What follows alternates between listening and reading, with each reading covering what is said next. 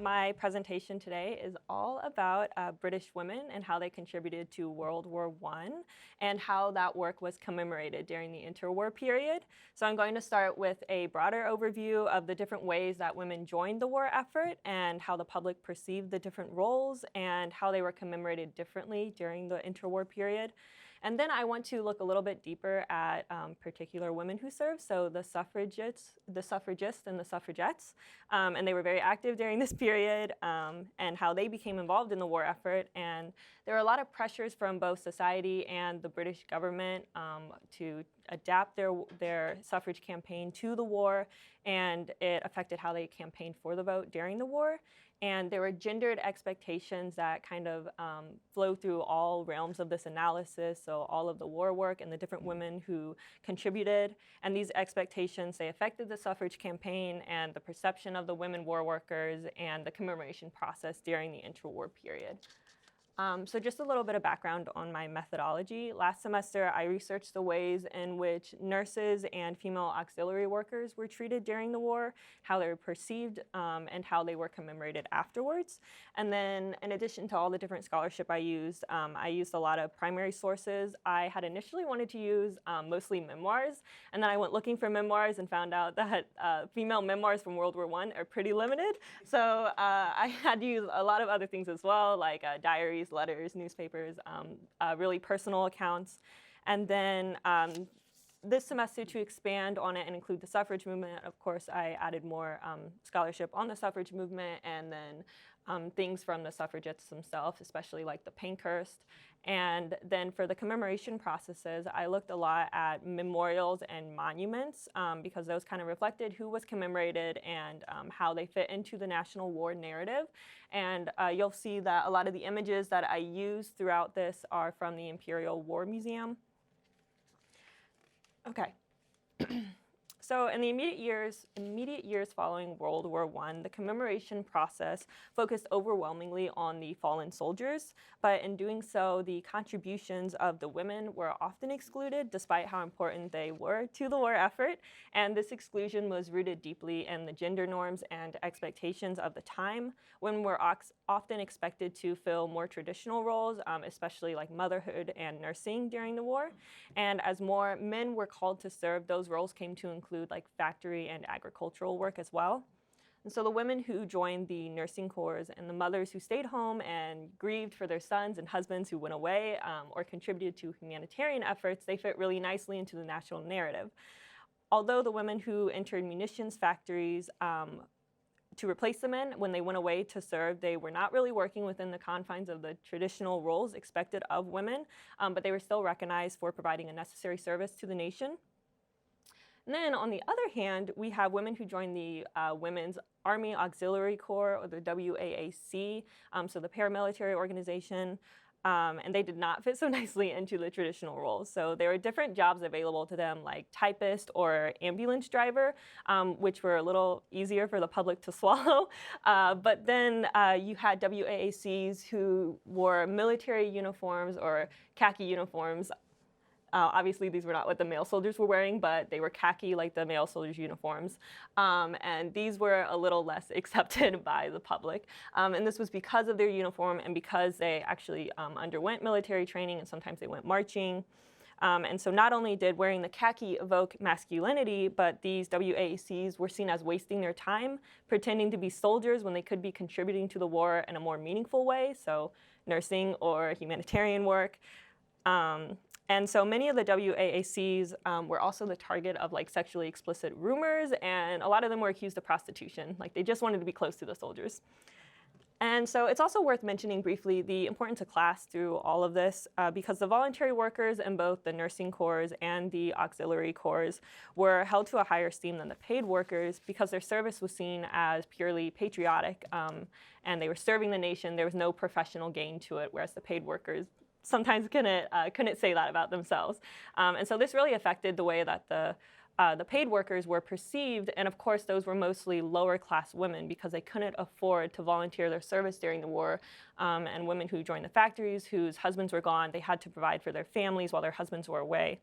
And so the lower class women were disproportionately stigmatized during the war for their service, and they were left out of like the narrative of patriotism and self-sacrifice for the war.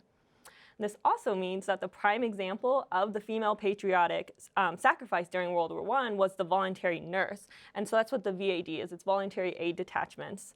And so as a result, these VADs were commemorated to a greater extent in the interwar period, and they were held to a higher esteem than virtually all other women war workers. And so I want to turn your attention to the suffrage movement because they fit into the war narrative in different ways. So there is a difference between the terms suffragist and suffragette. Suffragist refers to the non-militant activist, and the term suffragette was coined specifically to address the new militant activists that emerged during the early 1900s. And for those who don't know, women did not have the right to vote in Britain until 1918. And so it's very easy to attribute this expansion of the franchise to their contributions during the war. And in many ways that played a role, but there were a lot of other factors at play as well. The suffragists had to adapt their campaign for suffrage during the wartime context. And as a result, in many ways, the suffrage movement actually conformed to some of those traditional gender expectations during the war. Although, of course, there were exceptions to this, which I'll talk about later, like the female doctors. But when talking about the suffrage movement, I refer mainly to three different organizations. And so there's the Women's International League for Peace and Freedom, which was founded in 1915 under a different name. Its name changed in 1919. And then there's the Women's Social and Political Union, which was founded in 1903 by Emmeline Pankhurst and then her two daughters, Christabel and Sylvia. And this was the militant movement of the suffrage campaign. So they used things like arson and harassment, vandalism, and disrupted public meetings, those kinds of things. And then third is the National Union of Women's Suffrage Societies.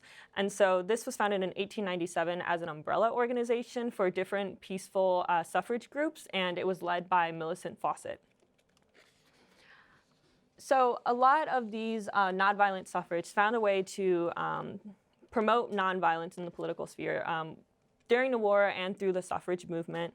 So at the outbreak of war, all the NUWSS and the WSPU members suspended their suffrage campaign to support the war effort. Many of the militant suffragists who were in prison were released when the war started, and Emmeline Pankhurst, again the leader of the WSPU, and many other suffragists turned their attention to recruiting men to join the military. And many members of the NUWSS believed that they could bring the principle of nonviolence to politics and other nonviolent resolutions to conflicts. And for non-militant suffragists or suffrage leaders, World War I brought together their ideas of feminism and anti-militarism. And so Millicent Fawcett is an important figure. This is her picture up here. She supported the idea that women were fundamentally different from men. This has affected her view of what roles were most appropriate for women during wartime. She believed that if women exhibited quote-unquote good behavior in wartime, they stood a better chance of gaining the vote. And so for Fawcett and other suffragists, they identified women's war responsibilities through a more traditional lens. They expected and supported the notion that women would give their sons and husbands away for war service, and that women would provide nursing services and humanitarian services to like the wounded soldiers and refugees and displaced persons. And they also believed that women would temporarily fulfill the responsibilities typically handled by men, like factory and agricultural work. And another thing the NUWSS did was set up the Women's Service Bureau that helped place women in the workforce during the war. It also raised funds for medical units, and to send nurses abroad. It supported 14 all-female hospitals, units around Europe during the war. So, as I'm sure you're all thinking, the WAACs who donned khaki uniforms and went through military training did not really fit into this particular mold of war responsibilities. And that's because these suffragists connected the issue of women's suffrage to anti-militarism. And they saw women's suffrage as a means to dismantle like the militaristic society that dominated in Britain at the time. But one thing I found really interesting is the fact that many members of the WAAC actually combated accusations that they were suffragists. So to them, the khaki uniform was a symbol of their sacrifice and service to the nation, but it also played against them.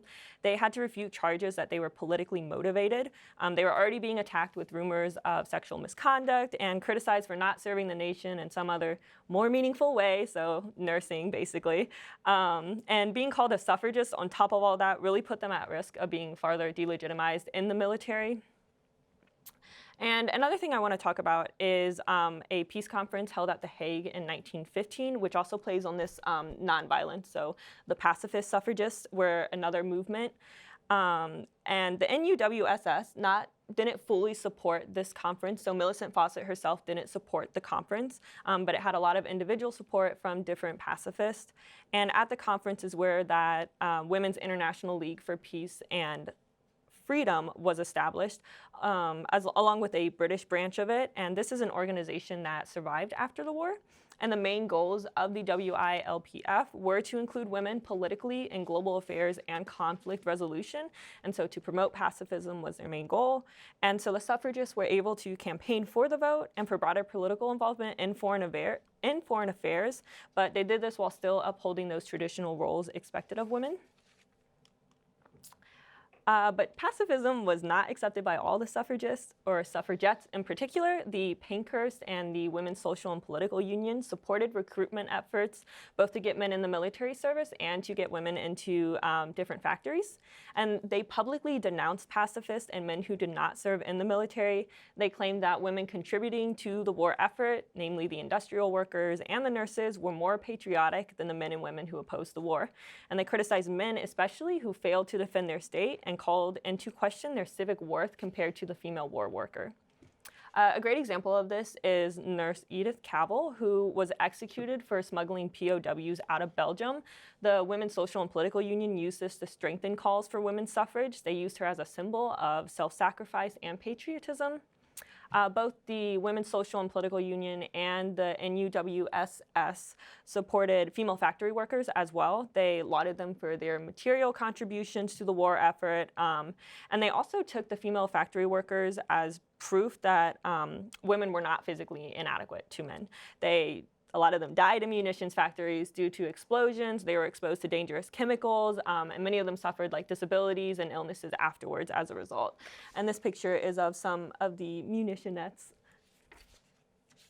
And also, I want to give you some political context that's really important to women gaining the vote in 1918. So the franchise in 1916 was already being considered to be reformed by the British government because the men who left to serve in the war lost their voting rights because of property requirements or residential requirements. And so a lot of people were really upset that their soldiers could not vote. And so in 1918, when the Representation of the People Bill was passed and it expanded the franchise to include women over 30, it was the same time that it was being reformed for the male voters. And also, as you probably just heard me say, only women over 30 could vote in the 1918 bill, which excluded basically every woman who worked during the war. So it was very contradictory. So just to get a little bit more into the workers, I want to talk about the female doctors. So many of the women who joined industrial work during the war found themselves unemployed after it. Returning soldiers were given priority to jobs, and many of the women accepted that as well when veterans came back. And especially married women, their husbands were making more than them, so they didn't want to work anymore. And in many ways, war work did not have a profound effect on the employment opportunities available to women in Britain. But for the female medical workers, the war was a little bit different. So the war actually created the demand for new medical facilities to be established in Britain, and so they were able to get more medical training. And many female doctors had ties to the suffrage movement. One is Elsie Inglis, whose picture is up here. She used the suffragist network to get funding and organize medical workers and volunteers.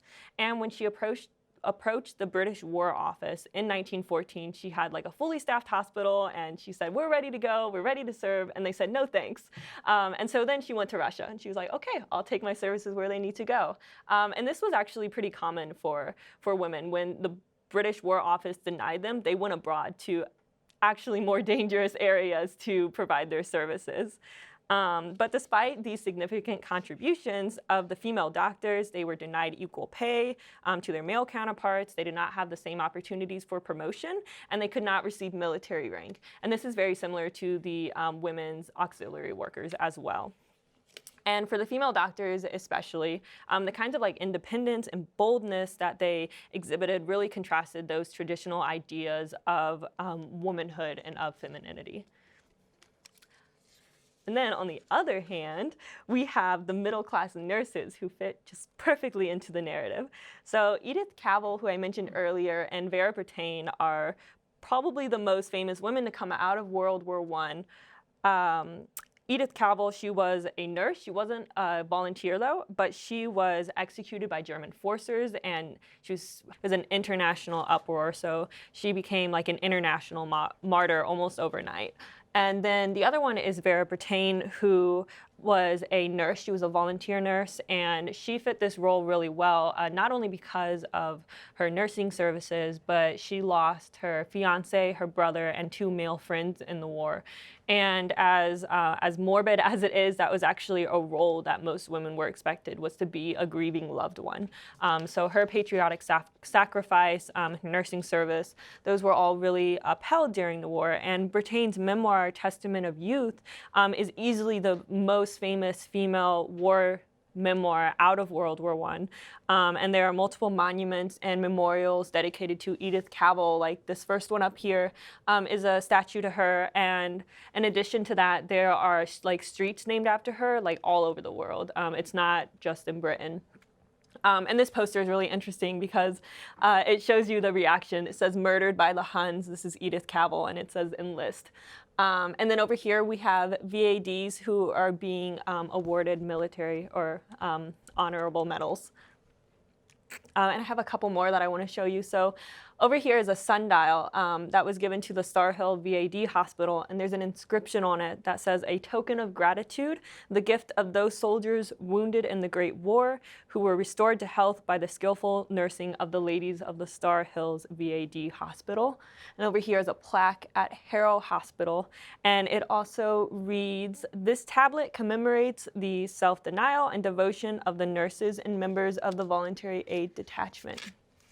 So those are just some examples of those kinds of memorials and monuments that went up for these nurses. And I want to bring it back to the suffrage movement to talk about commemoration and Emmeline Pankhurst because she's one of the most famous suffragettes. And she founded the Women's Social Political Union in 1903. And like I said earlier, they engaged in militant behavior, but it stopped as soon as the war broke out.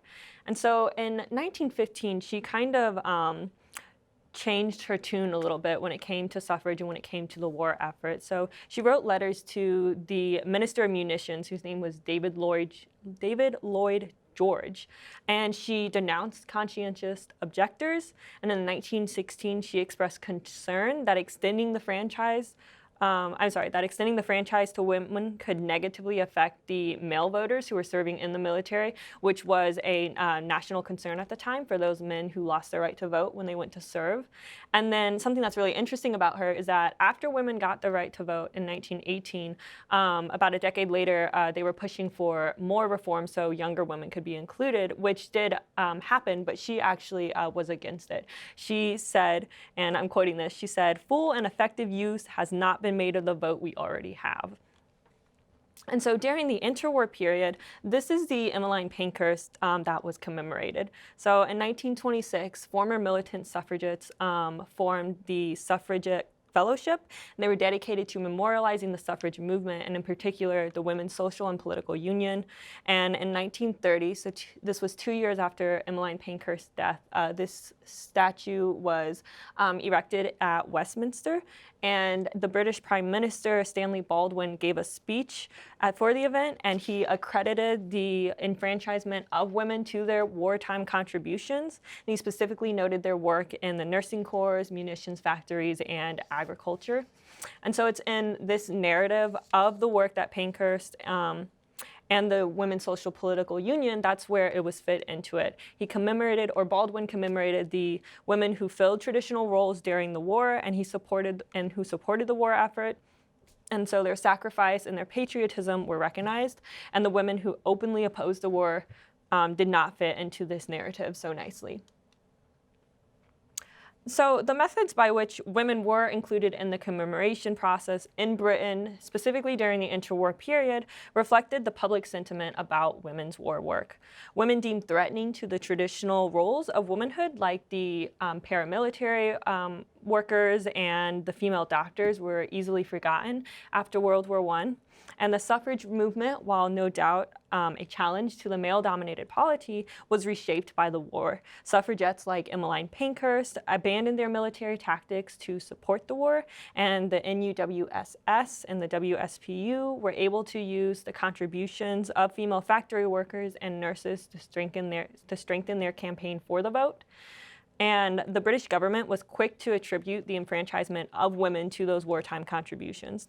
But during the interwar period, the suffrage movement was memorialized mainly in Emmeline Pankhurst and in the statue that praised women who fulfilled those traditional roles during the war and who patriotically sacrificed themselves to the nation. And so in the post-war narrative, women who did not fit within the confines of gender roles were largely excluded, and that continued even through World War II. And it wasn't until the second half of the 20th century that Britain actually started taking the time and effort to commemorate more of those women workers. And I want to finish it with these two, because these are two of my favorite monuments to women, to suffrage, and then to women war workers. So they were both erected after 2000. I don't remember this one in particular, but I know the one on the right was 2018, so very recent. And the one on the left is for the women war workers of World War II, and it actually depicts the different uniforms to represent the different kinds of war workers. So that includes the Women's Land Army, as well as the Women's Royal Naval Service. There's a factory uniform up there, there's a nursing uniform, and there's a police uniform. So much more inclusive.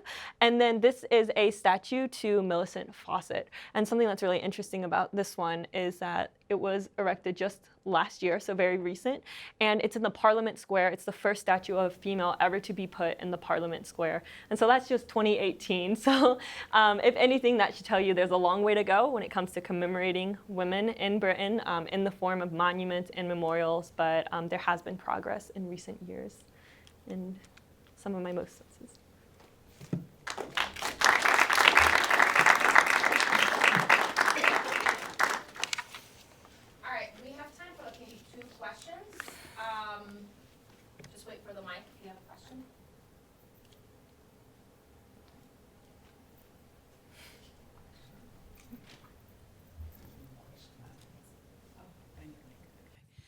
I was just wondering, great presentation, really, really interesting, and I knew nothing about this topic beforehand, so I really appreciate it. Was just thinking of that last slide and the more recent commemorations, was there a pretty vibrant public debate about that? Or, I mean, what, was there a campaign to sort of update the commemoration of these women? And if so, what was that like? So for Millicent Fawcett's statue in particular, I think, anyway, the story behind it is a little bit interesting because the woman whose name I wrote down on a sticky note and then did not bring with me, she was on a run for like National or International Women's Day, and she was passing the Parliament Square, and she was like, there's no women in here. And so and that's how the campaign started. She was like, we need to get a statue of a woman here. And And Millicent Fawcett, I actually don't know the reason behind her being chosen in particular, but in 1953, there was a suffrage or women's rights society, I guess not suffrage society anymore, that renamed itself to the Fawcett Society, I believe. And so I know that they were a part of it where they helped with that campaign as well. So that had to have had something to do with it, that there was an organization that had, someone they could present. But yeah, it was really a woman who just said, there's no women here. And it was like, we should do something about that. And then for the World War II one, I'm not entirely sure how that one came about. But I think it has a lot to do with just women's rights expanding globally, or mostly globally, over the course of the 20th century at least. And the women who served in World War II actually met with a lot of these same problems that I talked about. It wasn't, they proved themselves in World War I and got the vote, and then they tried to serve in World War II, and they were like, you're still all prostitutes, like that kind of stuff. So, but yeah, and I don't know if did that answer? Yeah, No? Okay. Absolutely, no, that's helpful. Any other questions?